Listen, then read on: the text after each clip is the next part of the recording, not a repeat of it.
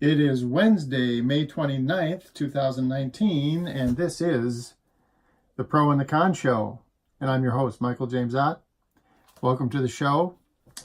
Regardless of where you are, I hope that you would enjoy listening and thinking about the issues day by day. And again, the intent of the show is to help each other. Understand the who, the what, the where, and the when, so the actual facts, the actual news, and separate out the bias, the analysis, the opinion, which fills 23 and a half hours of the 24-hour news cycle every day.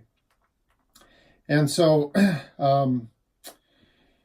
today, again, normally go from some conservative websites through like NPR, which generally is accepted as kind of a non-biased one, and then a more left-leaning ones like CNN and Huffington Post. And today is a unique opportunity to really look at these different perspectives that these different news channels bring to us, because we had a singular event. Robert Mueller had a news conference where he announced his retirement. He's going back into private life. He came out of private life to do this special investigation thing. He's going back again into retirement, and he took the occasion to make it's under a 10-minute speech. And so what's really great about it is he's very succinct and very accurate in his words. And he and then the response, of course, is all over the map, because people, rather than just say, okay, watch his video, which is exactly what I'm going to say here in a moment. And in fact, I'm going to stream his video live, because not only do I want to emphasize that you should go do that, I'm going to facilitate that by you're just going to watch the video on my iPad here. And I've over and over and over again, I've encouraged you to go to the core material, to read the material, or watch the videos, or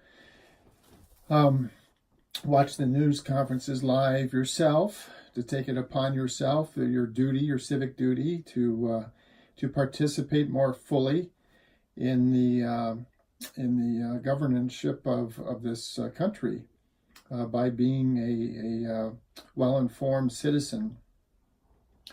And before we head into Mr. Mueller's press conference, I specifically want to call out Breitbart here. So they're the rightmost leaning thing, and they have a tendency to try to be the most electrifying. That's not the best word. They try to inject a lot of hate and emotion into everything that they do. And so, and the other thing they do is they regularly change their headlines. So I wanted to just point out there's a couple of things that were on here moments ago, and they've changed. So there's an article in here by Christina Wong, which apparently is somebody on the Breitbart staff. And just moments ago, when talking about, she wrote an article about the Mueller press conference today. And the beginning of her headline, the link, the hyperlink on the front page of their website that takes you to the actual article, the beginning of that hyperlink said, "Last act of a dirty cop." And then it said, Mueller, there's something else about Mueller, and then he says, and he defends Barr. Well, now they've changed that hyperlink, and it just says, what? Question mark, no H, W-A-T, what? He defends Barr. And then when you click on that hyperlink, it goes to the article that she wrote before, and it has a lot of, language that's intended to generate a lot of emotion, to elicit emotion and anger. And one of the other things that was in here, and it's gone now, but they had Rush Limbaugh was one of the things on the headlines here, and it said Rush Limbaugh. Let's see now. Investigation continues based on absolutely no evidence, or words to that effect. It's not here anymore, but it was here just a couple of minutes ago. Now that's gone. Replaced by one of the top headlines here. I'll go ahead and flip this over so you can read it. It's the one on the top in the middle. Yeah, I'll get it closer. So it says, Hollywood demands impeachment, quote unquote, it's your effing job. And I'm sure that if you read that article, they're citing several Hollywood celebrities. And there's many of them that have already been very vocal about their dislike for Trump and so on. So anyway, and then the Mueller, the main title here changed too. So update Mueller one last time. Uses retirement press conference, defeat impeachment beast. The resistance is in a frenzy. That also was different just a minute ago. And one of the things that concerns me about this is, with this shifting of the rhetoric. That's the word I've been searching for the last several minutes. With the shifting of the rhetoric that they use, it's hard to pin them down to say, look, this sort of thing is inappropriate. But what I want to say to you is, again, please, please, please open your hearts and your minds to the truth, the pro and the con, the good and the bad, the for and against. And whenever somebody starts using this emotional language intended to incite anger or emotion, know, who, what, where, when. All right. So with no further ado, then let me go to the website. And I'm going to restart this here. Here you go. Good morning, everyone, and thank you for being here. 2 years ago, the acting Attorney General asked me to serve as special counsel, and he created the special counsel's office. The appointment order directed the office to investigate Russian interference in the 2016 presidential election. This included investigating any links or coordination between the Russian government and individuals associated with the Trump campaign. Now, I have not spoken publicly during our investigation. I'm speaking out today because our investigation is complete. The Attorney General has made the report on our investigation largely public. We are formally closing the special counsel's office, and as well, I'm resigning from the Department of Justice to return to private life. I'll make a few remarks about the results of our work. But beyond these few remarks, it is important that the office's written work speak for itself. Let me begin where the appointment order begins, and that is interference in the 2016 presidential election. As alleged by the grand jury in an indictment, Russian intelligence officers who were part of the Russian military launched a concerted attack on our political system. The indictment alleges that they used sophisticated cyber techniques to hack into computers and networks used by the Clinton campaign. They stole private information and then released that information through fake online identities and through the organization WikiLeaks. The releases were designed and timed to interfere with our election and to damage a presidential candidate. And at the same time, as the grand jury alleged in a separate indictment, a private Russian entity engaged in a social media operation where Russian citizens posed as Americans in order to influence an election. These indictments contain allegations, and we are not commenting on the guilt or the innocence of any specific defendant. Every defendant is presumed innocent unless and until proven guilty. The indictments allege, and the other activities in our report describe, efforts to interfere in our political system. They needed to be investigated and understood, and that is among the reasons why the Department of Justice established our office. That is also a reason we investigated efforts to obstruct the investigation. The matters we investigated were of paramount importance. It was critical for us to obtain full and accurate information from every person we questioned. When a subject of an investigation obstructs that investigation or lies to investigators, it strikes at the core of the government's effort to find the truth and hold wrongdoers accountable. Let me say a word about the report. The report has two parts, addressing the two main issues we were asked to investigate. The first volume of the report details numerous efforts emanating from Russia to influence the election. This volume includes a discussion of the Trump campaign's response to this activity, as well as our conclusion that there was insufficient evidence to charge a broader conspiracy. And in the second volume, the report describes the results and analysis of our obstruction of justice investigation involving the president.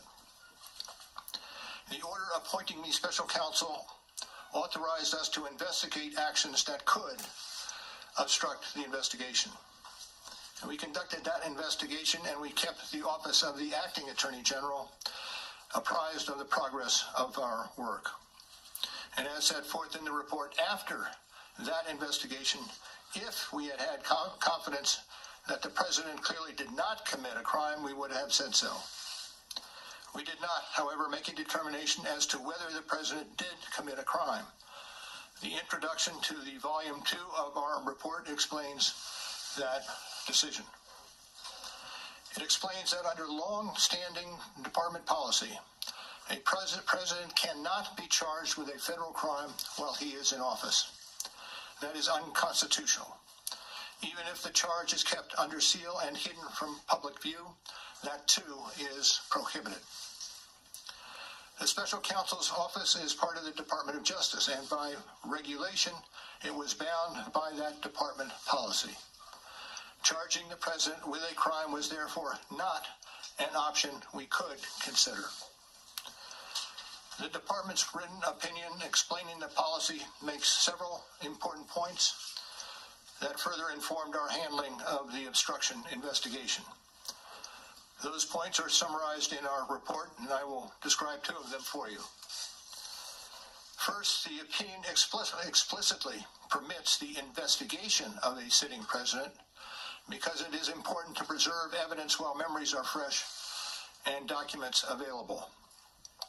Among other things, that evidence could be used if there were co-conspirators who could be charged now. And second, the opinion says that the Constitution requires a process other than the criminal justice system to formally accuse a sitting president of wrongdoing.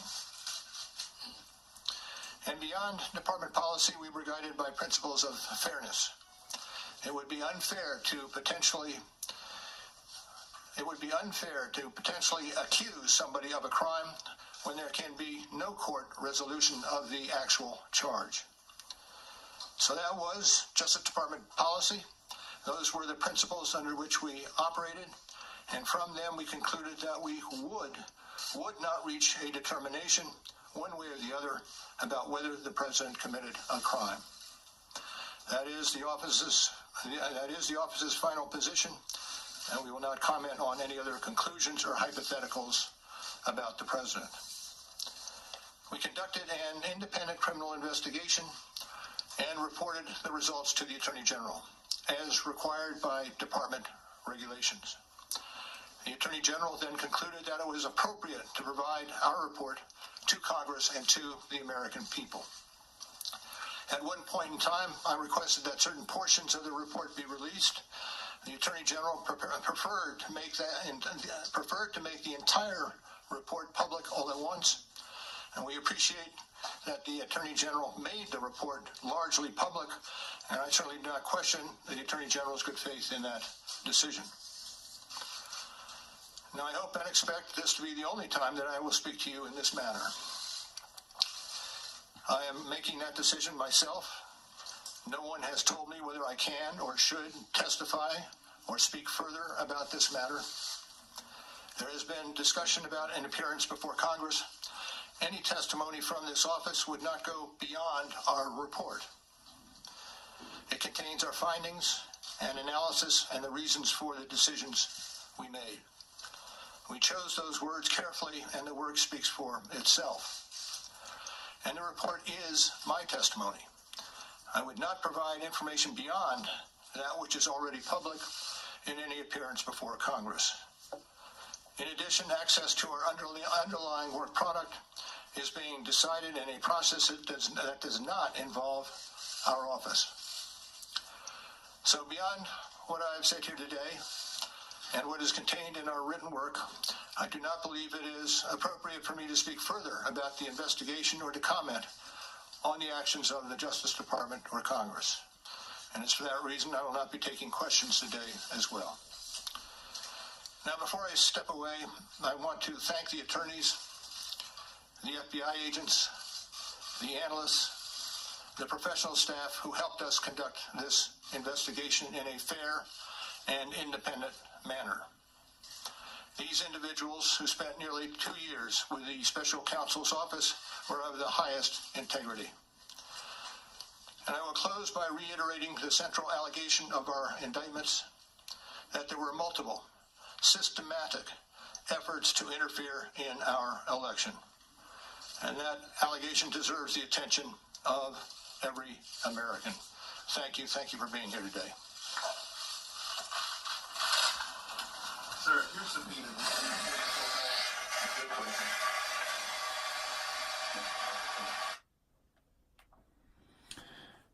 Okay, so it seems that Facebook Live has failed us. There's not much I can do about that. A couple of minutes ago, it decided that it wasn't going to keep going. But for the version that ends up in YouTube, the Mueller press conference, a little bit under 10 minutes, seen here